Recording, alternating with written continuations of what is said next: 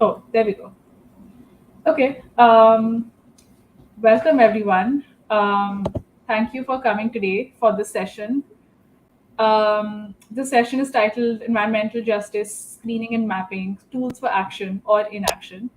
I'm going to be a moderator for today. I'm Anushi Garg. I'm a faculty assistant at the Center for Community Engagement, Environmental Justice and Health with Dr. Sacoby Wilson. I've been working at Siege, leading the geospatial and community engagement team, where we're actually building our own tool for Maryland EJScreen, which we're actually presenting on Saturday. So, coming back to this session is about environmental justice screening and mapping tools. Um, Geospatial technologies include geographic information systems, have created immense opportunities for visualizing its spatial patterns and cumulative impacts of environmental and climate injustice. A popular tool is the EPA's EJScreen tool, about which we'll be talking about later. But recently, President Biden specifically commissioned the development of a new climate and economic justice screening tool to help facilitate efforts under the Justice 40 initiative and the infrastructure bill. EG screening tools are changing the way we view, interpret, and address environmental and climate justice issues, and have been used in decision making, permissions, compliance, and enforcement. Panelists today will be talking about the limitations of EG screening tools and technologies, assumptions that are being made in their use, how to make these tools more accessible, applied, community friendly, in relation to environmental justice. So we'll start with introductions, and then we'll go on to the presentations. Let's start with Tai. Tai Lung is an EJScreen project lead at the Office of Environmental Justice of the US EPA. He previously worked as a program analyst with the EPA and managed the day-to-day coordination of several high visibility EPA projects. Tai is also a University of Maryland alum. He received his master's degree in public policy from University of Maryland in 2017. Thank you for coming, Tai. The next speaker is Dr. David Padgett. Dr. David Padgett is an associate professor of geography and director of the Geographic and Information Sciences Laboratory at the Tennessee State University. The founding of the Geographic Information Sciences Laboratory is especially dear to Dr. Padgett, as it is a testament to his early love for the applications of geospatial technology. As a lab director for over 2 decades, and along with his many undergraduate research assistants, he has provided technical assistance in geoscience and geographic information systems to environmental justice communities throughout the United States. This work also aligns with Dr. Padgett's early work as a Tennessee State University Globe Mission Earth project trainer and partner, a mission which aims to introduce STEM disciplines to students and teachers from populations underrepresented. Dr. Padgett's efforts have not gone unnoticed. In 2020, Dr. Padgett was announced the winner of the 6th annual Youth Environmental Science Medal. This honor, presented by the Youth Learning as Citizen Environmental Scientists, is meant to reward the implementation of inquiry-based experiential science education, where students do science and contribute to an understanding of environment. Um, the next speaker is Dr. Anna Baptista. Dr. Anna Isabel Baptista is an associate professor of professional practice in the Environmental Policy and Sustainable Management graduate program at the New School. Dr. Baptista also serves as the co-director of the Tishman Environment and Design Center at the New School. Prior to her time at the New School, she served as the director of environmental justice and community development at the Ironbound Community Corporation in her hometown of Newark, New Jersey. Dr. Baptista's professional practice is focused on advancing environmental justice through collaborative work with communities on issues ranging from cumulative impacts, air pollution, local planning tools, and zero waste systems. Her current practice includes research on the equity implications of state level climate and energy policies and the launch of a National Environmental Justice Movement Fellowship for the environmental justice activists housed at the Tishman Center. Dr. Baptista serves on the 4th New York City panel on climate change, as well as the Board of Trustees for the New Jersey Environmental Justice Alliance, Also, the Ironbound Community Corporation, the Global Alliance for Incinerator Alternatives, and the Victoria Foundation. And last but not least, Dr. Wilson. Dr. Wilson is an associate professor with the Maryland Institute of Applied Environmental Health and Department of Epidemiology and Biostatistics in the University of Maryland College Park School of Public Health. This is also where he directs the Center for Community Engagement, Environmental Justice, and Health, where I work. Dr. Wilson has over 20 years of experience as an environmental health scientist in the areas of exposure science, environmental justice, environmental health disparities, community based participatory research, water quality analysis, air pollution issues, industrial animal production, climate change, community resiliency, and sustainability. He works primarily in partnership with community-based organizations to study and address environmental justice and health issues and translate research to action. So, with that, I just want to again thank the panelists for being here today. And with that, we'll start the presentations. We'll start with Tai, who's going to talk about the EPA EJScreen tool. Thank you so much for having me. And it is my pleasure to be sitting among so many great experts today. So my name is Tai Lung. I lead the EJScreen work for EPA. And I'm going to walk through EJScreen today quickly for you. I'm going to give a real quick overview, talk quickly about the data, some of the uses beyond EJScreen. And if I have time, I'll give a demonstration, but I might not have enough time. So I'm going to talk fast.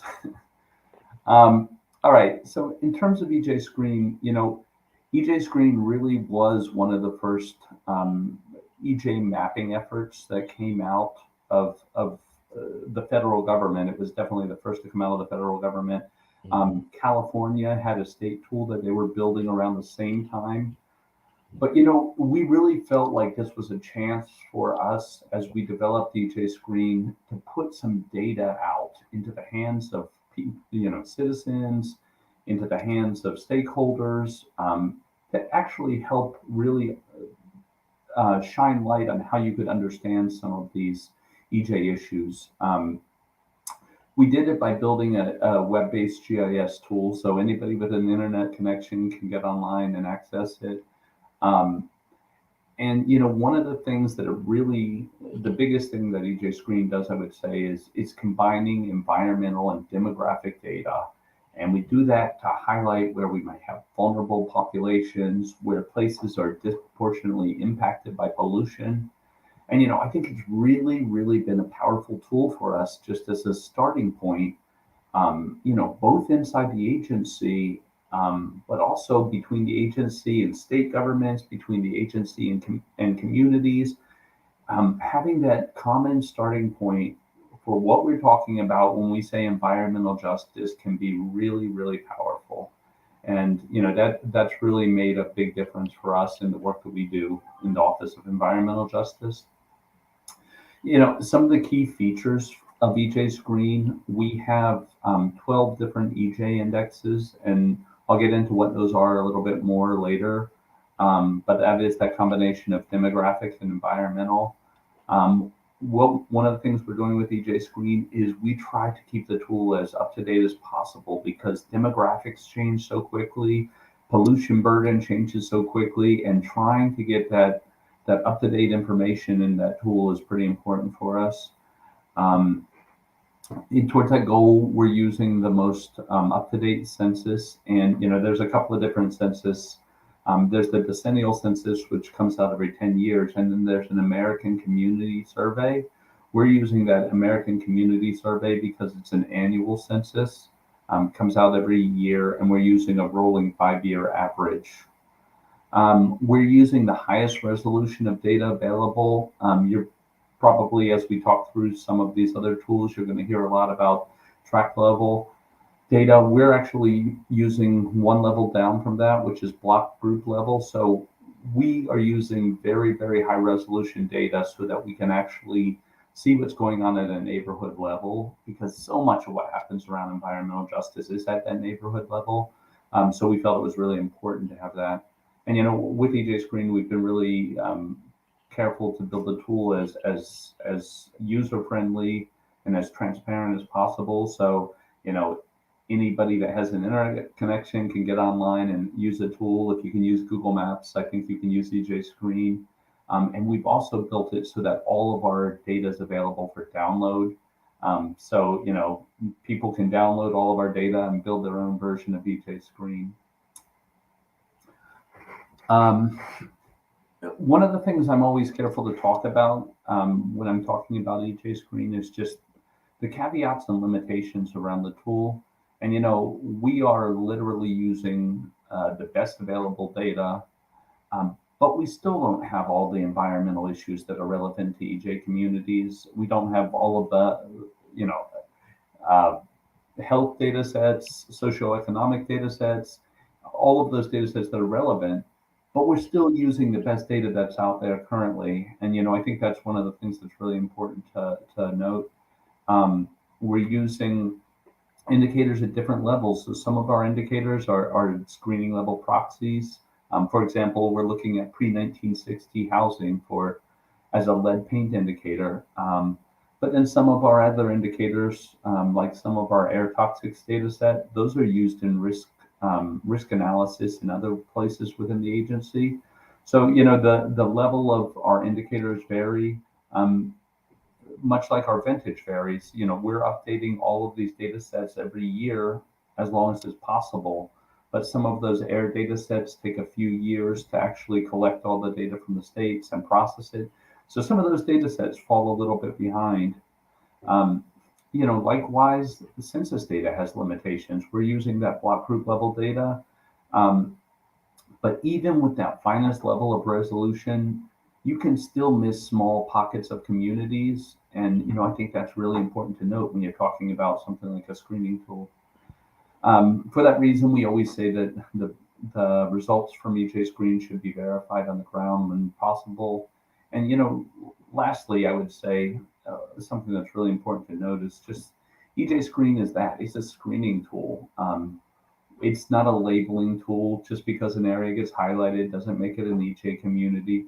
We've always said at the agency that it is up to the communities themselves to decide what is or is not an EJ community. So, you know, we use it as a starting point, but it's not the end all be all.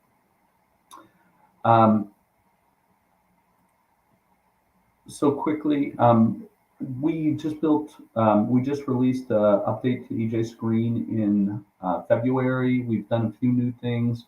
We obviously updated all of our background environmental demographic data. We also put out version 2.0, which is a new, more intuitive interface. We hadn't had much funding for EJScreen for quite a few years. And with this new administration, we finally got a little bit of a bump in funding. So we were able to incorporate some of the bigger changes that we had wanted to for a long time. One of the other things we've done is we've started processing our data at the tract level, even though we're using a finer level of resolution. We started processing at the tract level for states and for other people that are using that data at a more coarse resolution. That way they don't have to take it all, download it, and reprocess all that data. We built in some new environmental and demographic indicators. I'll get into those a little bit more later in the presentation. And, you know, the final thing that I'm really excited about is we built in some new health data, some climate data, and some critical service gap data. And I'll talk about that more later in the presentation as well.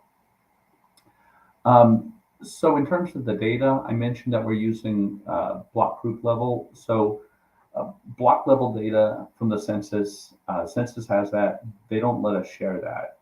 And, you know, with that block level data, it's exactly what you would expect. You know, in a city, it's often just a city block. But we're not allowed to share that level of data, because if I told you the average income for a city block, well, you probably couldn't get exactly what an individual household is making, but you could probably extrapolate pretty close to what a single household makes. And so there's privacy concerns about sharing that level of data. We're using one level up from that. It's block group level. That is on average around 1,200 people. In urban areas, it's just a collection of city blocks. In rural areas, it's basically done based on population count. And beyond that is census tract. That's what you're going to see a lot of the other tools using. It's still great data, just a little more coarse than we would prefer. Beyond that's county and state level data. So in terms of the environmental indicators within EJScreen, you might notice they're a little bit air heavy. We have better national level data for a lot of our air indicators. So we have data on particulate matter 2.5, ozone. We look at diesel particulate matter, air toxics, cancer risk, and a respiratory hazard index. Those three are from our air toxics assessment that the agency does. Beyond that, we're using DOT data for a traffic proximity and volume indicator, looking at the distance of housing to busy road segments. We have an indicator on lead paint, which I mentioned earlier. It's looking at pre-1960 housing. Then we've got a few different proximity indicators looking at proximity to Superfund sites, risk management plan facilities, hazardous waste facilities. One of the new indicators that we built in this year is an indicator on underground storage tanks. This is a really neat one and something that really impacts a lot of communities. And we're looking at basically where you have leaking underground storage tanks in communities, weighing those a lot more heavily, and then also looking at underground storage tanks as well because they have the potential to leak. And finally, we have a wastewater discharge indicator, which is actually really neat because we're looking at the pollutant loadings from the various facilities and mapping that as it goes downstream. For our socioeconomic indicators, the key ones that we use in the tool are people of color and low income. Those two are the most important because Executive Order 12898 on environmental justice actually called out those two factors. So those two factors are the factors that we combine together for our demographic index, which gets combined together with all of the environmental data to form our EJ indexes. And I'll get into that a little bit more later. But beyond those two, we also look at unemployment. We look at linguistically isolated households or households that don't speak English very well. We look at less than high school education. And finally, we look at populations under age 5 and over age 64, as those are particularly vulnerable populations. The new health indicators that I mentioned that we built in this year, this is a really big and exciting thing that we did. And it wasn't possible. It's something we had been wanting to do for a long time. It really wasn't possible to do because prior to last year, we didn't have health data for the entire nation beyond county level. So CDC worked with the Robert Wood Johnson Foundation and got that data down to the tract level. So now we've built in data on low life expectancy, heart disease, and asthma. And we'll be expanding that and building in some other health-related data sets in coming years. We built in some new climate data sets. We had previously data on flooding and sea level rise, but this year we built in some new data on wildfire hazard potential and droughts. There's still a couple other climate data sets that we're really looking forward to trying to build in. So I think, watch out for what's coming next because I think we'll have some new climate data sets as well. And then the final data sets that we built in this year, which I think are really critically important, are these service gaps. We're looking at areas with low access to food or food deserts. We're looking at medically underserved areas. We're looking at areas with low broadband internet penetration in communities because those are just, services that all of these communities need and are really important. So in terms of what is that EJ index, I mentioned earlier, we're looking at low income communities, people of color, and we're combining that data together with each of those environmental data sets. So basically it's showing the highest intersection of three factors: low income communities, communities of color, and a given environmental indicator like proximity to Superfund sites. And one of the things that we're doing with that is we're mapping out all of those results as percentiles to make it easier to understand. For that way you can compare the results to how it looks as compared to the nation, how it looks as compared to the state. I think that's a really important function of EJScreen. So quickly, about EJScreen uses, within the agency, we have a ton of different ways we are using EJScreen. We use it for EJ analysis. We use it for community outreach when we're talking to communities, looking for languages spoken or other things. We use it for prioritization of our work. You know, there's a bunch of different ways that we use it within the agency, but I think some of the more interesting and innovative uses of EJScreen are actually happening outside the agency. This pie chart is from a survey we did a couple of years ago, looking at who was using EJScreen outside of the agency. And you're going to see about 50% of our users are from other levels of state, federal, and local government. A lot of those state and local governments are using EJScreen to implement their EJ programs, their environmental programs. You're seeing a lot of federal agencies using it to help, implement aspects of their work. We're seeing a lot of use of EJScreen from academia in terms of teaching classes, but also doing research. And one of the neat things we're starting to see is more and more use of EJScreen from communities as they're putting in grant applications, as they're seeing what's going on in their communities. They're using EJScreen to get a better understanding of some of those factors. Okay, I'm running low on time, so I'm going to speed through the last slide here. A couple of things that we're doing related to EJScreen is we're trying to constantly examine if there's some other data sets. So we're trying to build in some new data sets related to water, CAFOs, some of those really relevant EJ issues. We're looking at the potential for building in cumulative impacts into the tool. That's been a really important focus as of late. Looking at different ways to combine some of the demographics. We're going to be coming out with a new tool in September, and it's going to have some new demographic combinations in there. And then, constantly working with states and others to make sure that the tool is also helping to meet their needs as well. Beyond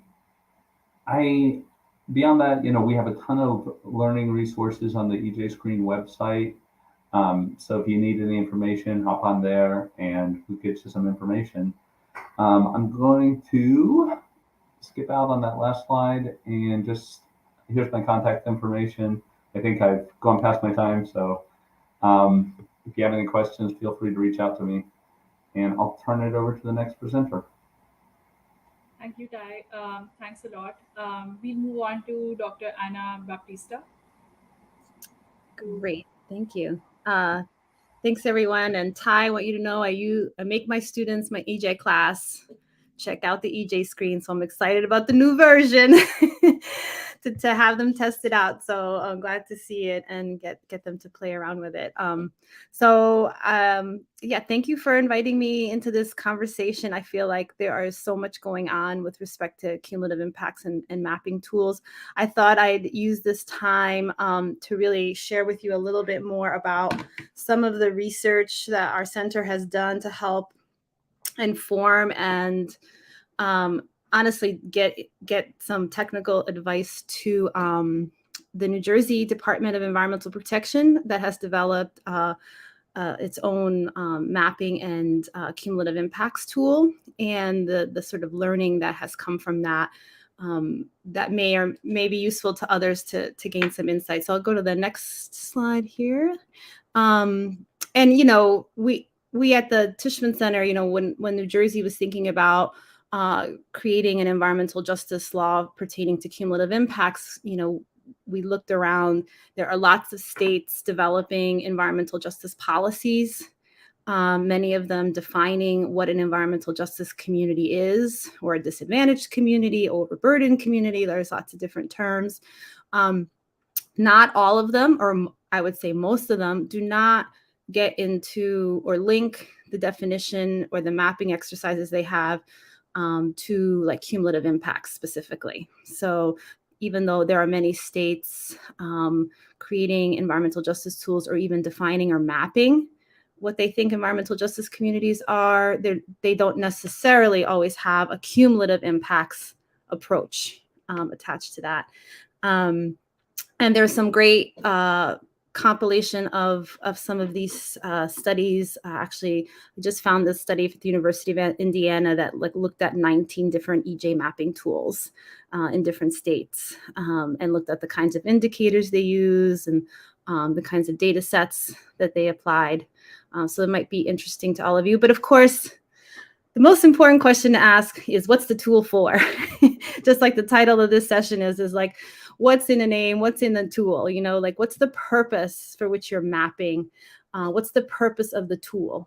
So if we think about that, you know, we also looked at states defining EJ communities and how the EJ, and sometimes the mapping tools are to try to spatially represent what the definitions that these states come up with. So they define an EJ community and then they map it. So that it's a pretty descriptive purpose. And many times it just sort of stops there. It's sort of a definition tool. And it's like, oh, we'll do some more outreach and participation. And now we know where the communities are, but it doesn't go into like actually changes in policymaking or investment strategies or, you know, permitting decisions. And we did a study at, you know, just compiling all of the state EJ definitions we could dig into that have been codified in law.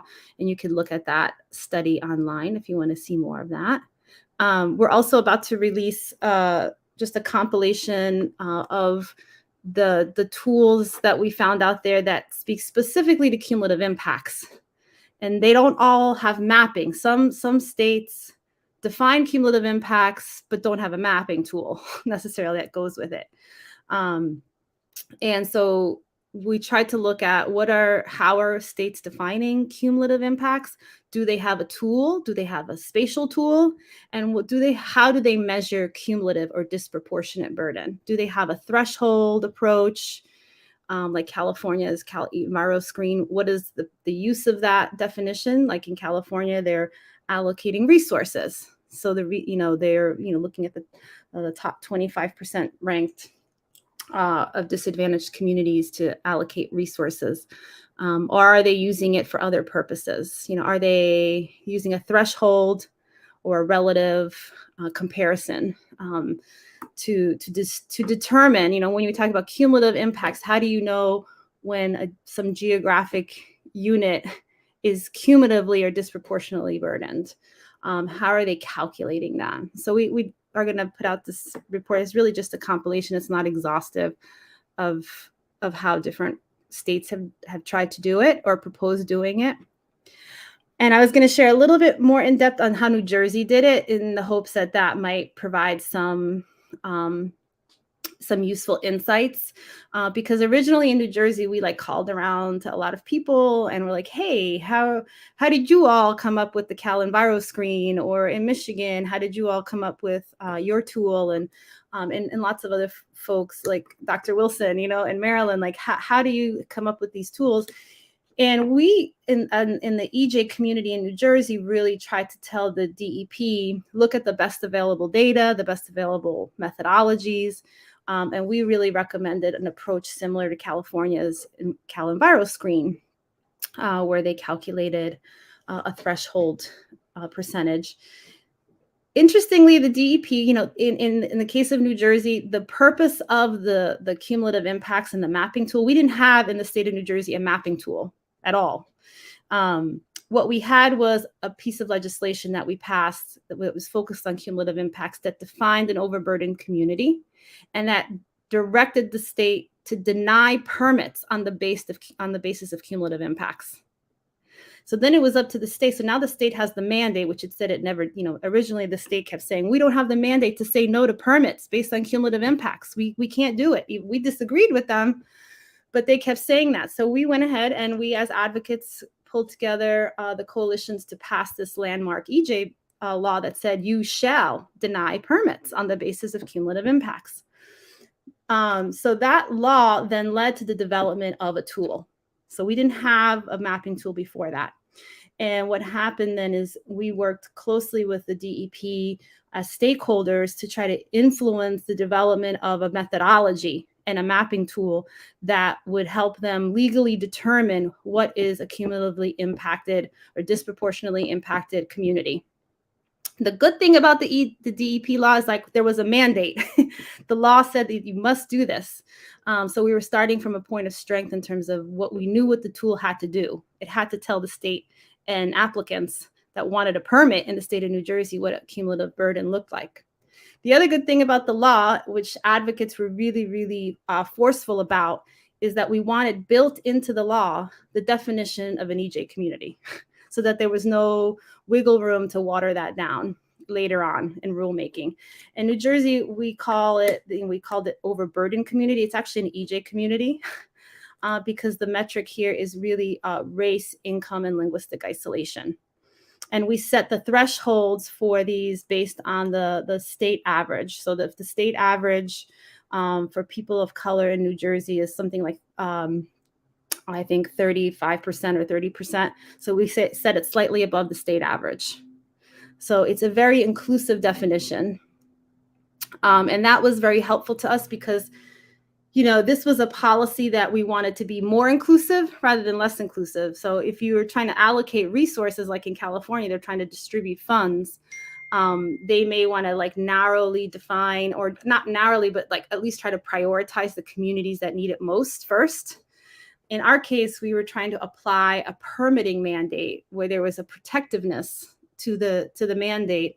And so we were trying to be as inclusive as possible at the front end, because any polluter that wanted to come into a community had to go through these steps. Like, first, are you in an overburdened community or an EJ community? Number one. Number two, are you the type of facility that produces pollution, like a major air permit, waste facility, you know, that type of thing? And then three, are you trying to come into a community that is already disproportionately impacted? So those were important considerations. But the first step is the state had to map what was an overburdened community, and this is what this is the highlight of. Over half the state, 331 municipalities were covered. Over half the population was covered by this definition. And then the other really important piece is, well, how do you determine cumulative impacts or disproportionate burden? And this is a little where it gets a little complicated and tricky, because they didn't follow the Cal EPA method. What they did is they came up with 26 stressors or indicators. Many of them are similar to the ones that Tai mentioned in the EJScreen, like PM 2.5, traffic proximity, density of permitted facilities, proximity to hazardous waste sites. So 26 stressors, including 2 or 3 health stressors, and they picked stressors that they had data for. They calculated at the block group level how many of those 26 stressors were above 50th percentile in comparison to the state average. And then they compared, you know, each block group had a score of how many of the 26 stressors were above the 50th percentile.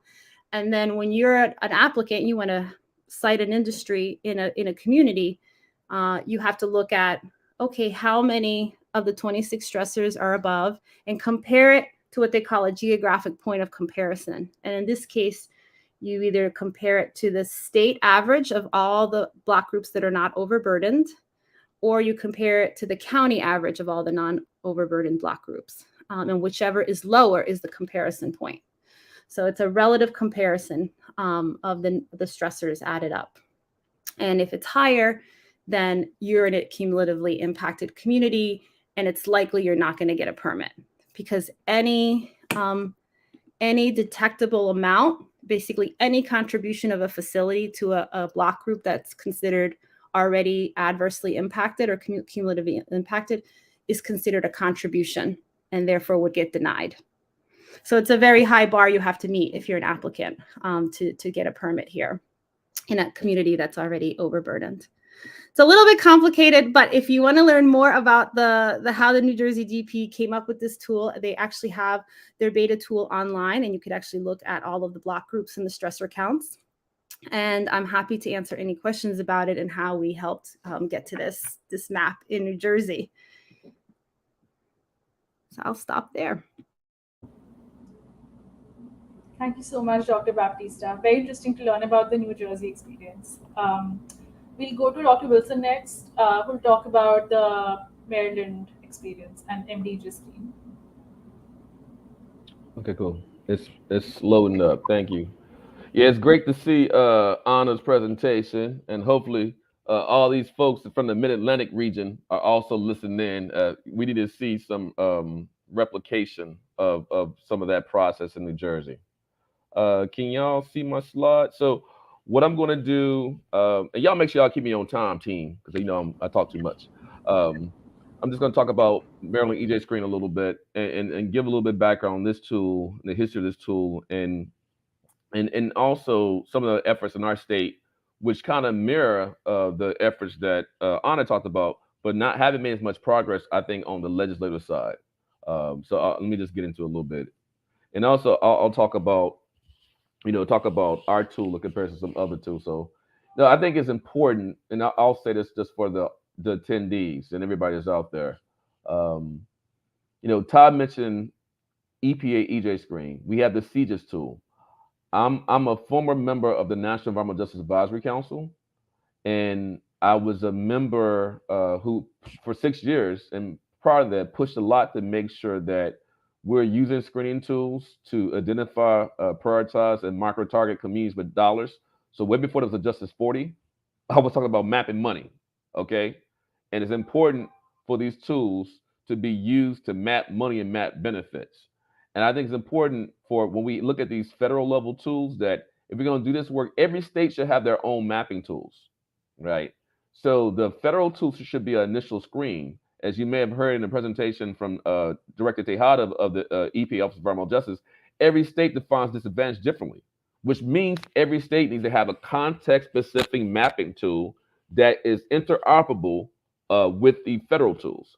So your last screen should not be your federal tool. Your last screen or your primary screen should actually be your state level tool, not your federal tool, because those tools are more context specific on the issues that are happening in your state. Okay. So we have our Maryland EJScreen tool was based off of some of the factors, indicators in U.S. EPA EJScreen, and also in the Cal Environmental Screen. And for a number of years, we had an issue in Maryland where we couldn't define cumulative impacts.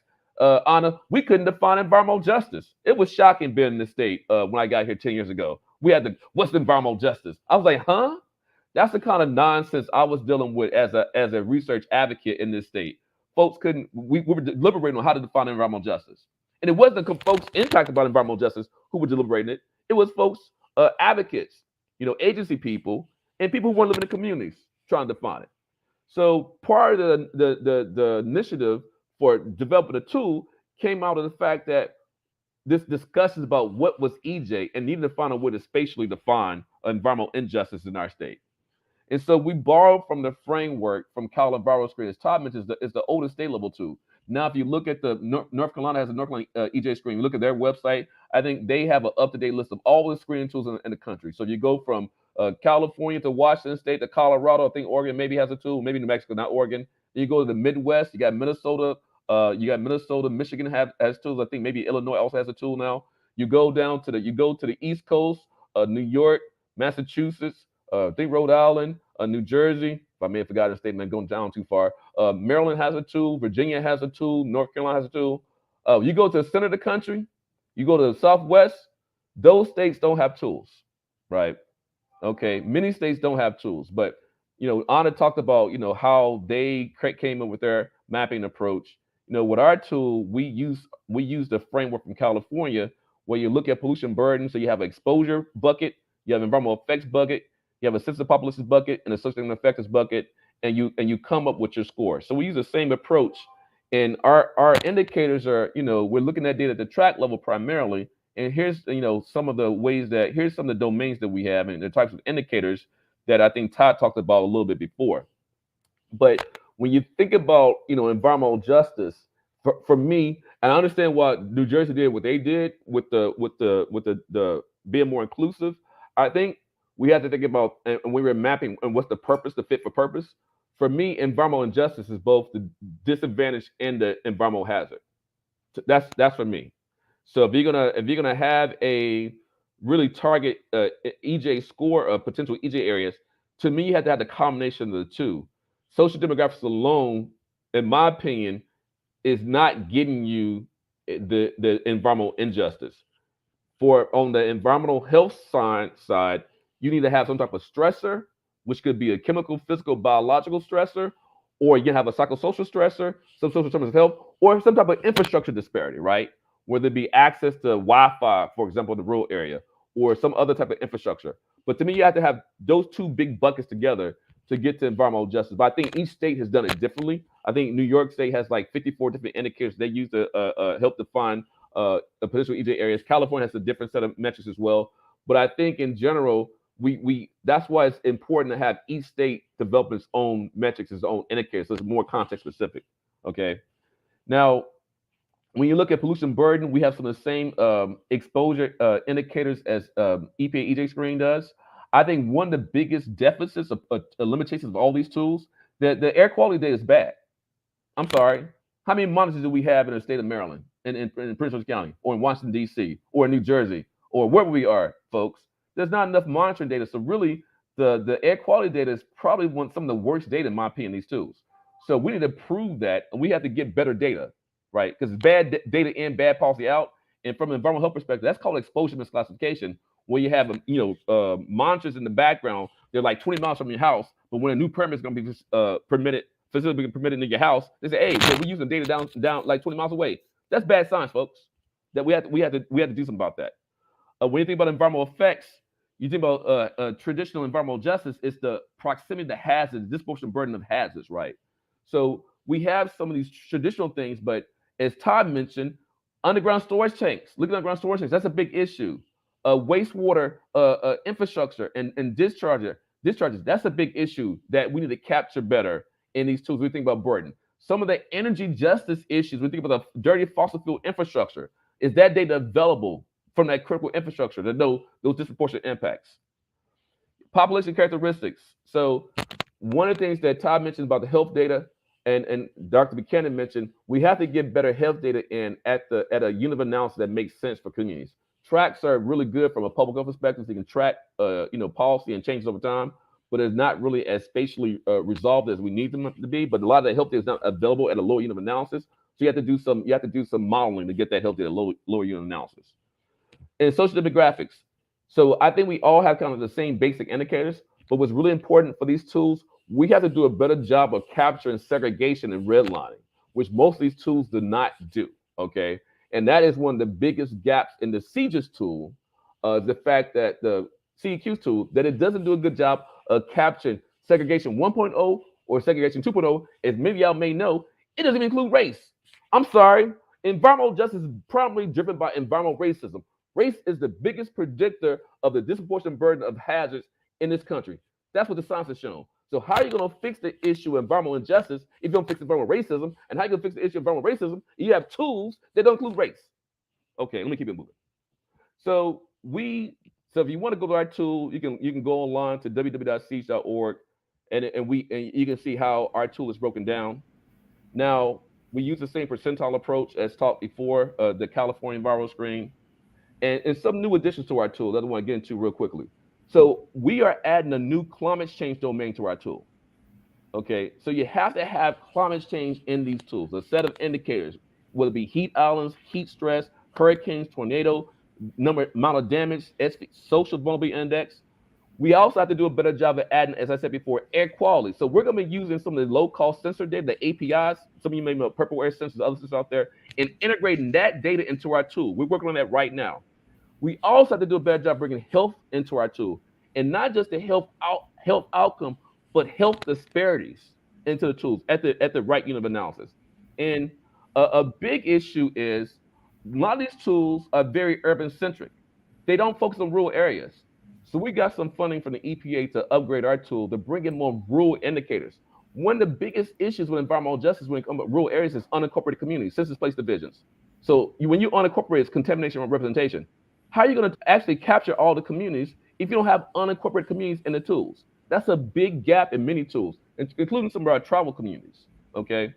And then when you think about these issues in many of our states where you have rural impacts, agriculture, CAFOs.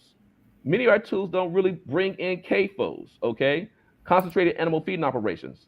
So issues of wastewater, septic tank issues in rural areas, focus on well water. Those type of indicators are missing in many of these tools. So they're very, biased to those urban areas. So we got to bring more of the rural component, particularly, again, unincorporated communities, CAFOs, and also the impacts on our tribal communities. Many of our tools don't really capture what our tribal brothers and sisters are experiencing, right? And then just a couple more tools that we have. So we built our Maryland EJScreen. We also work with Maryland Department of Natural Resources. We helped to rebuild their park equity mapping tool. So you think about climate change. It's important to have tools that also get at this issue of climate mitigation, right? And climate resilience. So what are some of those things? So green infrastructure, the food, energy, water nexus, being able to have tools that capture parks and green space. And so this is a tool that you can also access and use to see who has access to parks and green space. Really more than parks, than there's other green space out there too. But that's a huge issue. And so looking at tree canopy, right? Looking at green infrastructure, looking at bioswales, green roofs, green walls, being able to map those things out, map to see where we have urban heat islands and where we have heat-related morbidity and mortality. And these type of tools can help with that. Not necessarily this tool per se, because it's really focused on parks, but a green space specific tool will be another kind of sub-layer that we need to add into our mapping tools. And then we also are working on it's under development climate equity and health mapping tool. So if I said we're gonna have a climate domain that we add into our tool, but it's important to also have a separate climate mapping tool, right?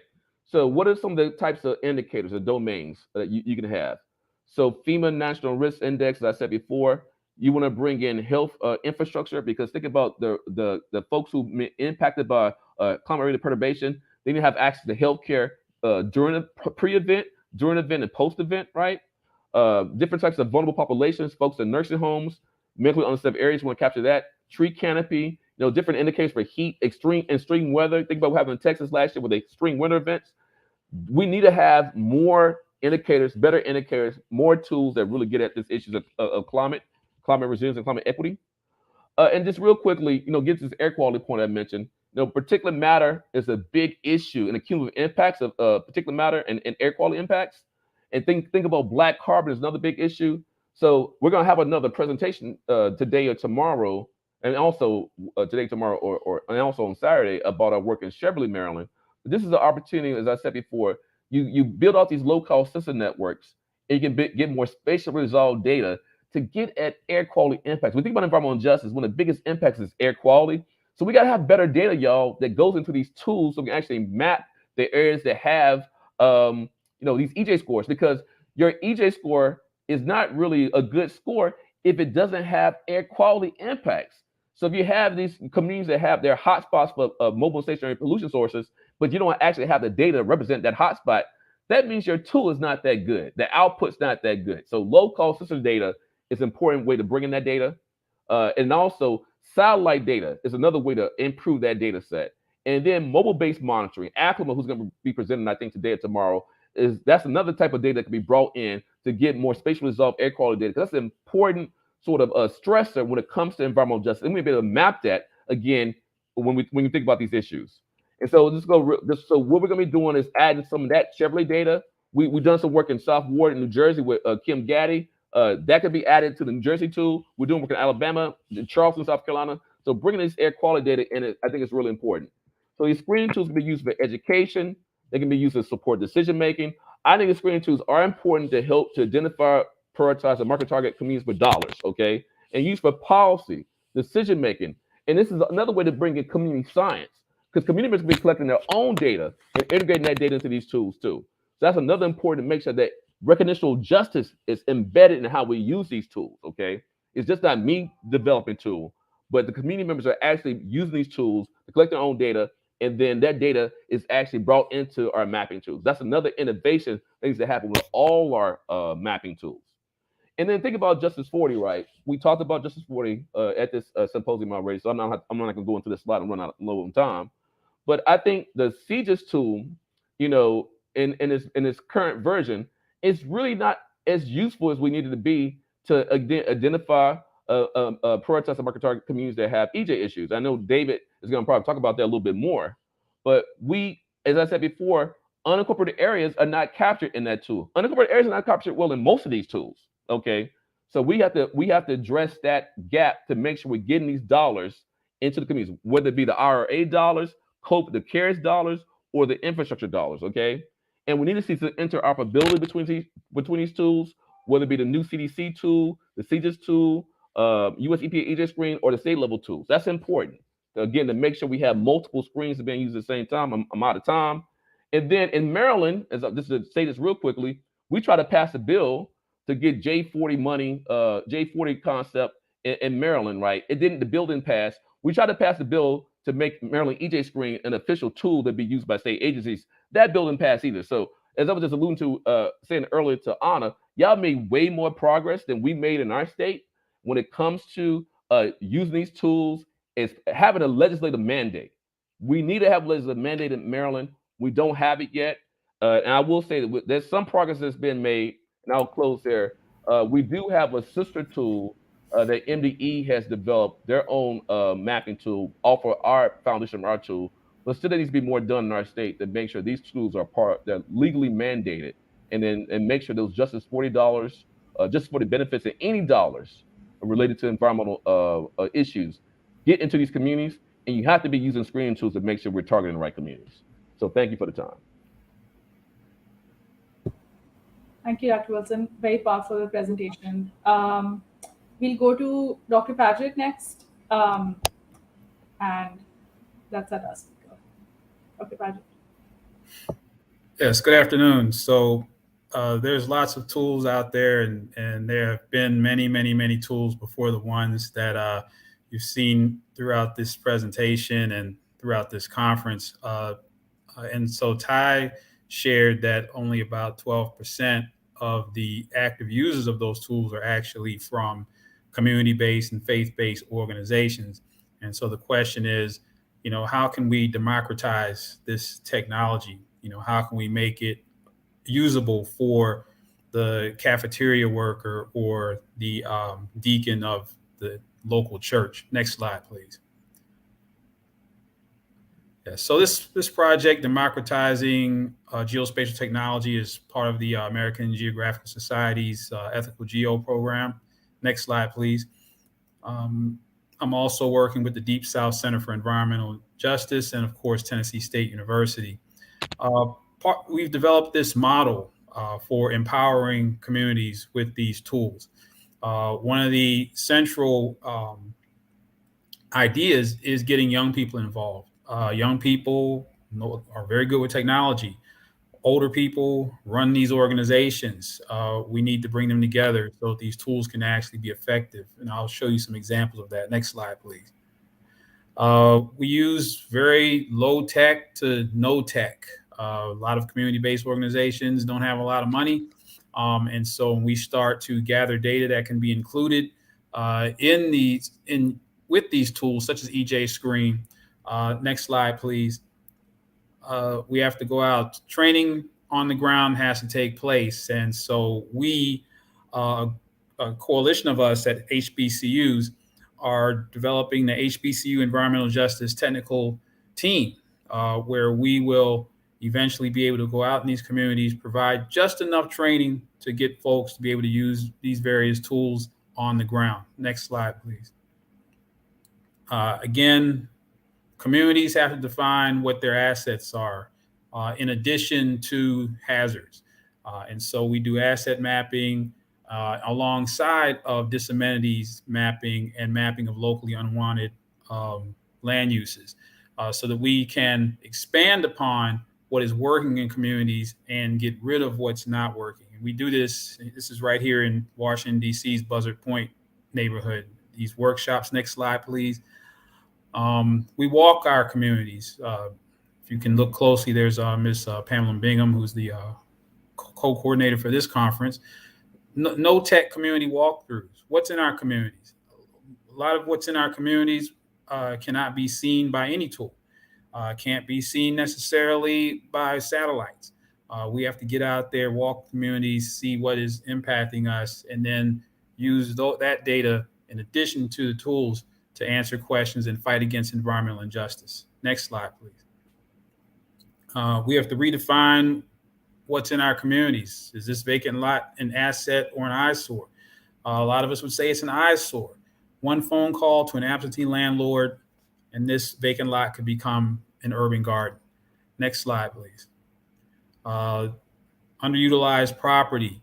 Should we just tear it down? Or could we, in the case of Morgan State University in Baltimore City, take a strip mall like this that's underutilized and redevelop it, use it to teach students about entrepreneurship and create jobs and opportunities in communities out of what might not be seen as a very good piece of land.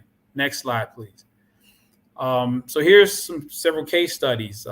In New Orleans, floods all the time. This is a case study where organization in the lower Ninth Ward was developing an adopt a sewer program or adopt a catchment basin program. Catchment basins don't have street addresses. How can we find out where all these sewers are so that they can be unclogged by volunteers? Well, we used GPS receivers, went out in the communities, collected data, and we eventually were able to produce a map. Now, the map wasn't produced until we got some young people involved. The organization I work with is people that look like me, my kind of hair, gray, salt and pepper. But it took a young man, 20 years old, who was a student at Dillard University, to assist the elders in getting this map of these catchment basins up. So this is a perfect illustration of getting young people involved. That young man didn't know anything about GIS. I got him on the phone. Within 2 hours, we had the map up. So young people are a valuable asset when we start to use these technologies and maps and tools. Next slide, please. Here's a success story. One of those earlier pictures where I was training organizations and grassroots people included people from the Wedgwood community. Among other things, the Wedgwood community in Pensacola, Florida is surrounded by 13 or 14 landfills. It's a Black community. This community was planned to have at least the county planned to build a 4-lane highway straight through their neighborhood. With the training that we provided, these pastors, mostly from the Unity and Family Ministry, went up against the county commission, used a series of maps, shut down that highway. And the millions of dollars that were planned for the highway were used for infrastructure investment in that community. Next slide, please. In that same community, there was, even though they already have all these landfills, this is an aerial photo of an example of one, there were plans to permit some new ones. Again, these pastors who, when I met them, had no background in mapping, no background in using these tools, were able to develop a presentation using not just EJScreen, but aerial photos, and once again, blocked the landfill permit. And so this is what I mean by empowering communities, not having experts like us come swooping in with a cape to save people. No, once people get enough information, and we did this with Dr. Sacoby Wilson in North Charleston years ago, they can do amazing things without any of us experts being there, which is the whole point. And so this is another success story that we had. Next slide, please. The Turkey Creek community, historically Black community in Gulfport, Mississippi, was being threatened by the development of an inland port facility. We engaged in asset mapping so that, believe it or not, this community could prove that they were there. Because on zoning maps, this neighborhood is zoned industrial, but it's clearly residential. Next slide, please. The developers of this inland port community facility, wanted to have people believe that this was all industrial property. And so using asset mapping, we showed that, there are people here. It does have historical significance. And we're actually using these maps as evidence in a lawsuit that is on appeal right now in Mississippi. Next slide, please.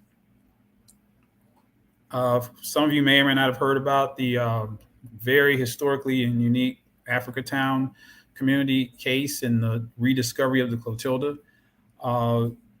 Next slide, please.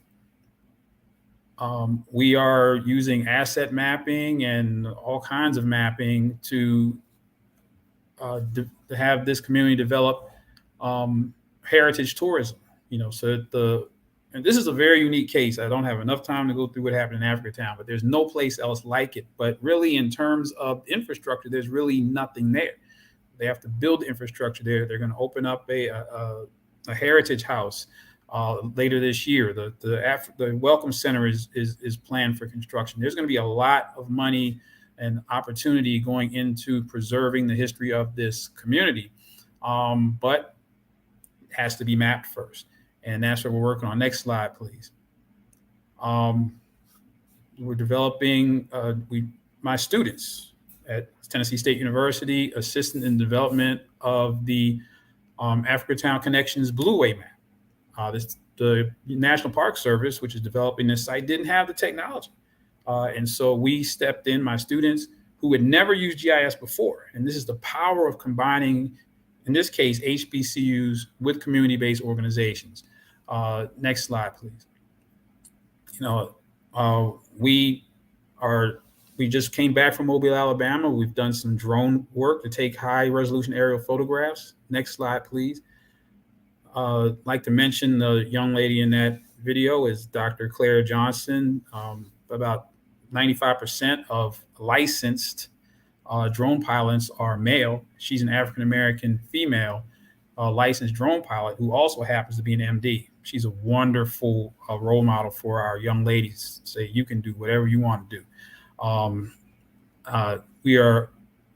This heritage asset map, heritage tourism site that we hope to develop, and that we hope will be developed in Africatown. If you think about it, nearby here is historic Williamsburg, Virginia, I believe. That cultural site or tourism site was second only to Disney World in terms of visitation. So that's the potential for what we could develop for the Africatown community in terms of people's interest in this kind of work. But again, we have to build the platform using mapping in order for landscape architects to build upon and develop the sites. Next slide, please. I'm gonna go very quickly. We're working, speaking of EJScreen, working with the community in Pleasantville community, Houston, Texas, taking their air sensor array with EJScreen so that they can more effectively see that they're putting those sensors in the correct spots so that they can have the greatest impact. Next slide, please. In Miami, Florida, there's a historically Black Overtown community that's being threatened and impacted by gentrification. We went on a community walk, gathered historic assets. Next slide, please. The Overtown community took the original asset map that we created and created. Now you can go down there and take a scan QR code. So these communities took that simple asset map and developed a virtual tour that it's not just virtual. You can go there and go in person. And that's what they want us to do is come to Overtown, look at the history there, and don't let it be overrun by developers who are invading the community to gentrify it out of existence. Next slide, please. Working with Airlines Houston, doing mapping so that their air sensor array, next slide, please, and training, this is the kind of training it takes. And you just can't put air sensors out there anywhere. Yep, people have to be trained. And a lot of that involves mapping. Next slide, please. And next slide, please. And so here we are on the ground, Houston, no zoning, people living literally in the shadow of these massive facilities and refineries. Next slide, please. And so we were able to, using young people, put these purple air sensors up. Next slide, please. And these sensors will be part of a dashboard throughout Houston showing where all the community-based organizations sensors are, whether they're purple air sensors, APIS sensors, or clarity monitors, whatever they are. All these community-based organizations will have their sensors on one platform. Next slide, please. That's just some additional information. Next slide, please. And thank you very much for your time and attention.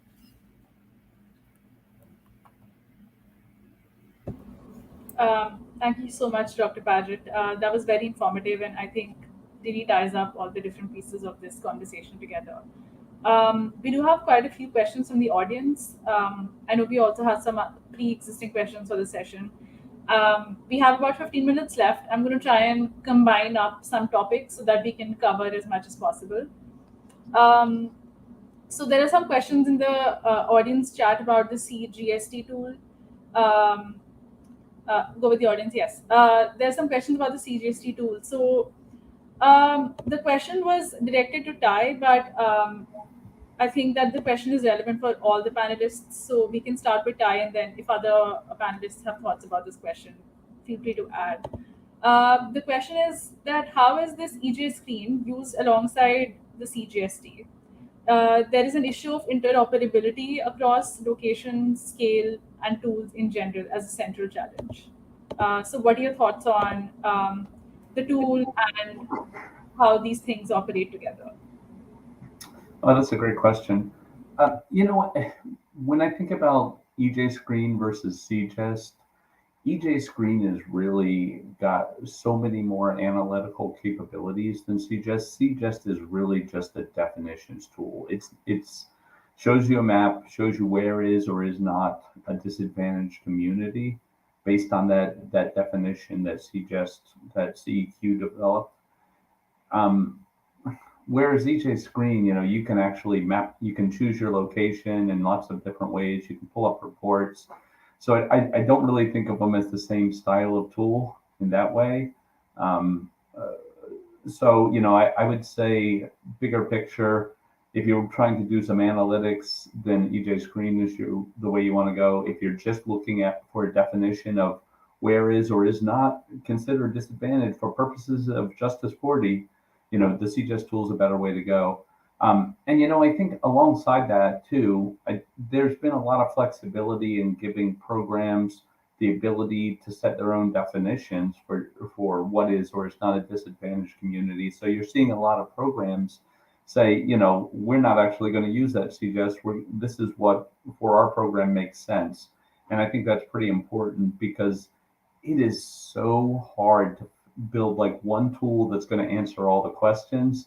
And, I think that's really one of those places where that CGEST tool, I think, kind of stretched a little too far.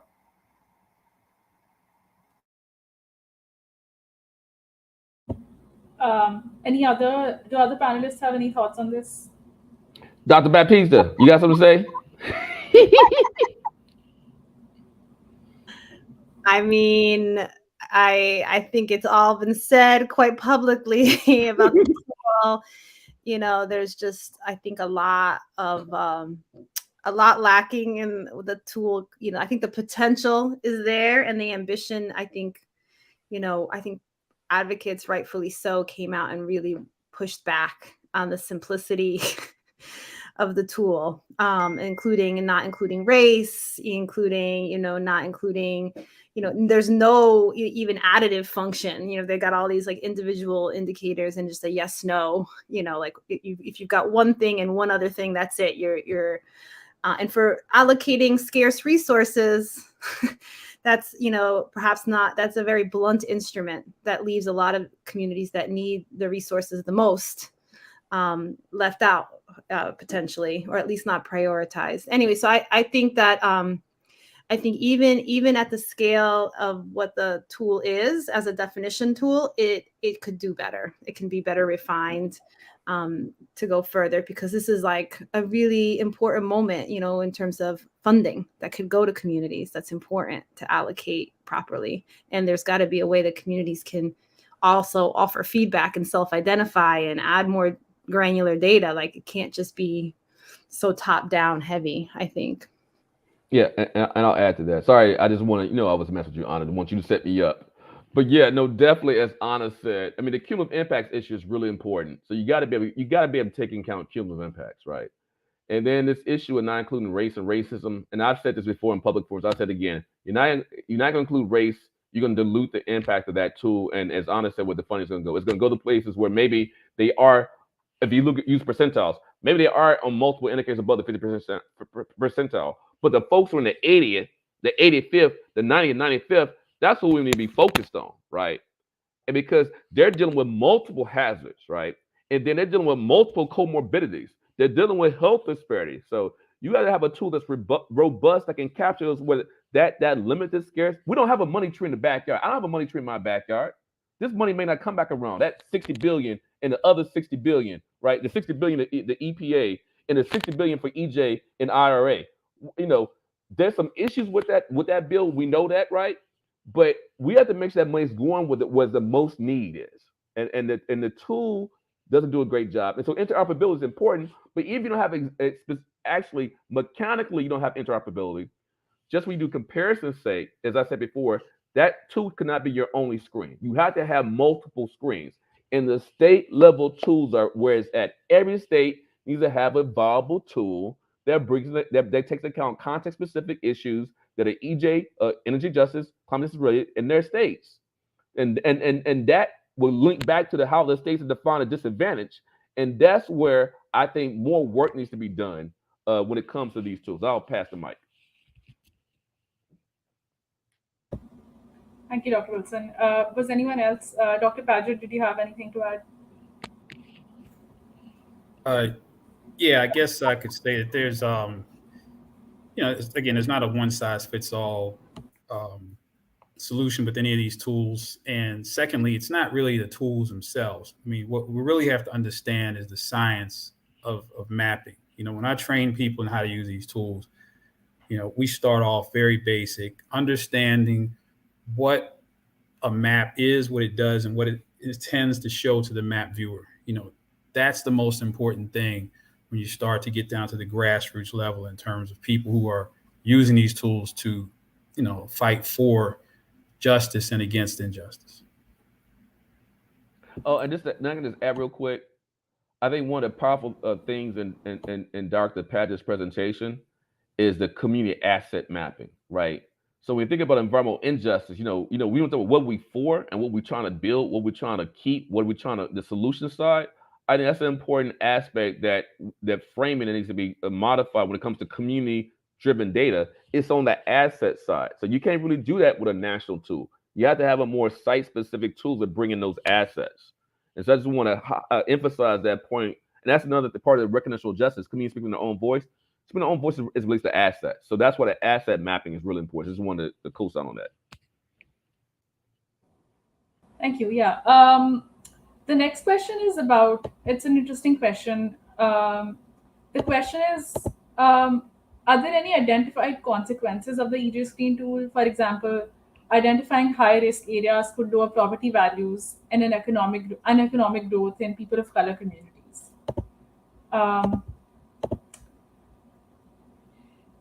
Anyone have any thoughts on this? So go ahead, Dr. Padgett.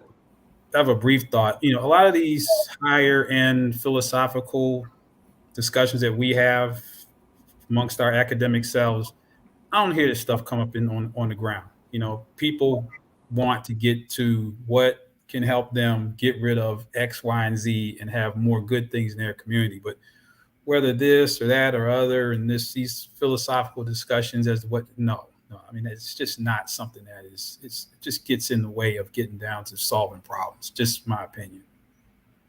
Yeah, I think when you have potential EJ areas, and I've heard concerns of some community members saying, well, we don't want to be defined as a potential EJ area because it could impact economic opportunities.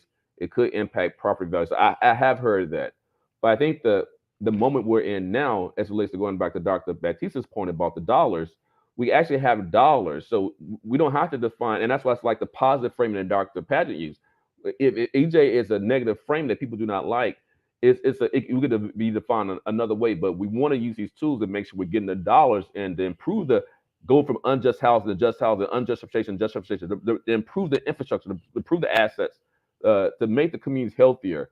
So, I hear that critique, but I do know that there are this type of mapping, this type of information has been brought into Zillow aren't they now starting to bring this like climate change impacts into some of these types of real estate? So that's already happened outside of this EJ space, where this type of information has been integrated into an area that may be high risk, not necessarily from an EJ perspective, like climate change.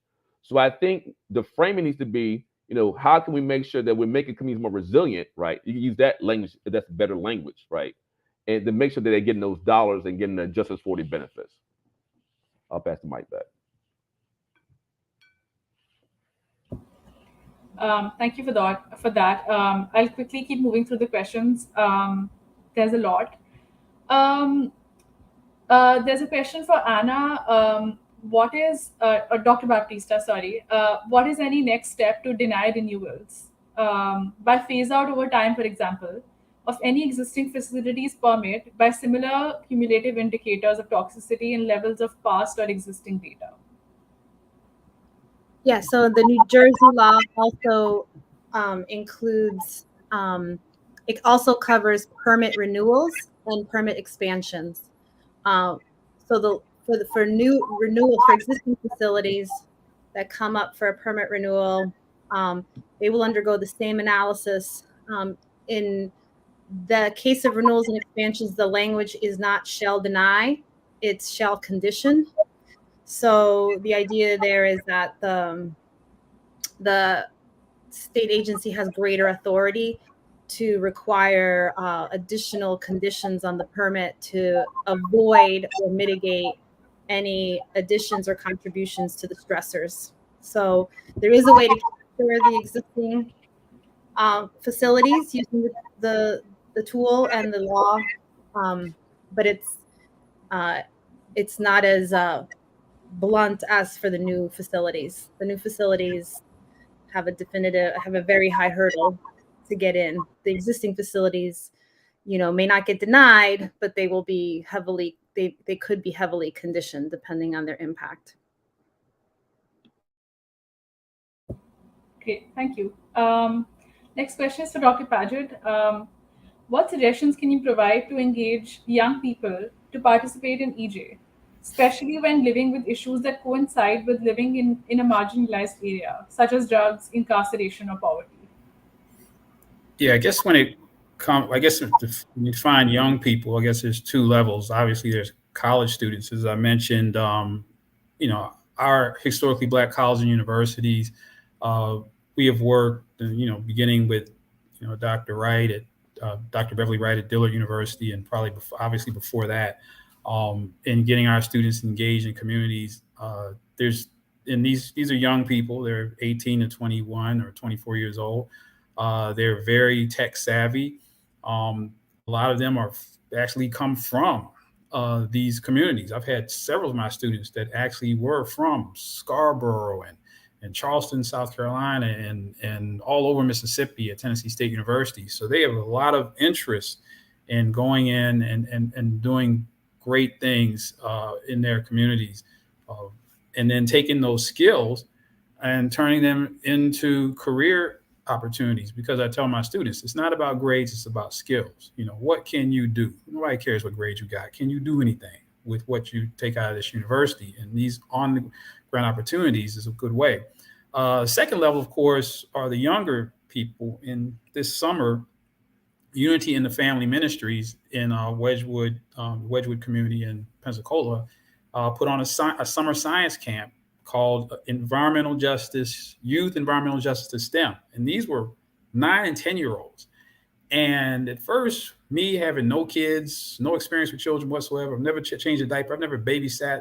I'm only child, mom's only child. I had no experience with children. I was petrified to deal with these 9 and 10-year-olds. But those kids that age, they don't care if their friends think they're good at math. They don't care if their friends think. There's no nerds in a 9-year-old. They love being told you're good at science. I did an air quality assessment with them, climate change.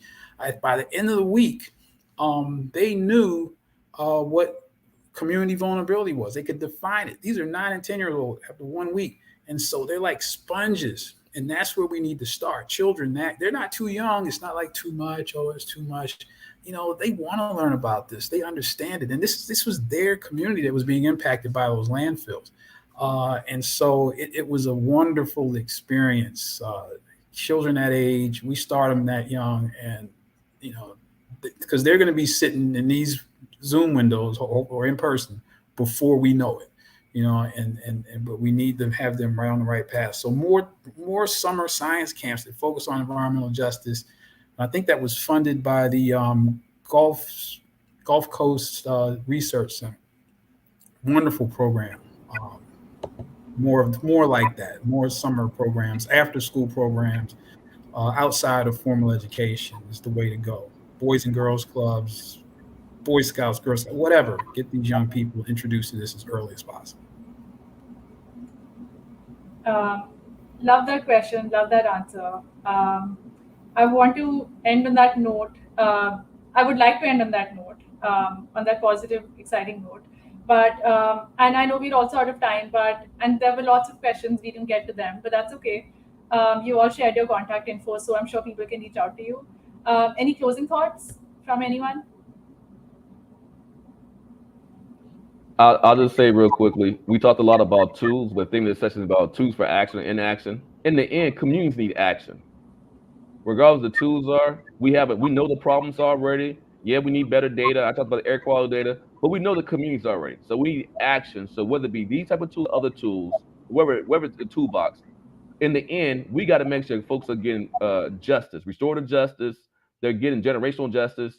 They're getting the benefits that they deserve and getting the changes that they deserve. So I think that's the point of this session, to make sure we actually get action to these communities.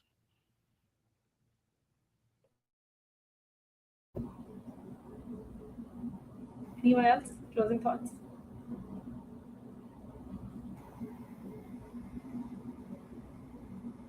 No? Okay.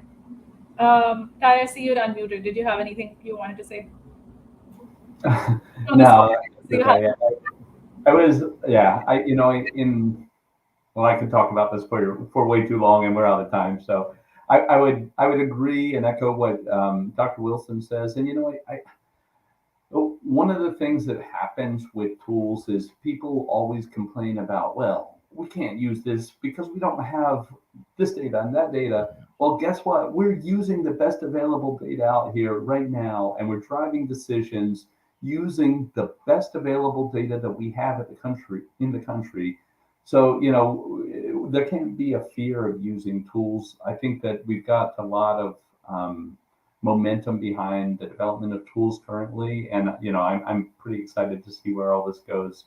But I think that you got to step in there and start using them for something.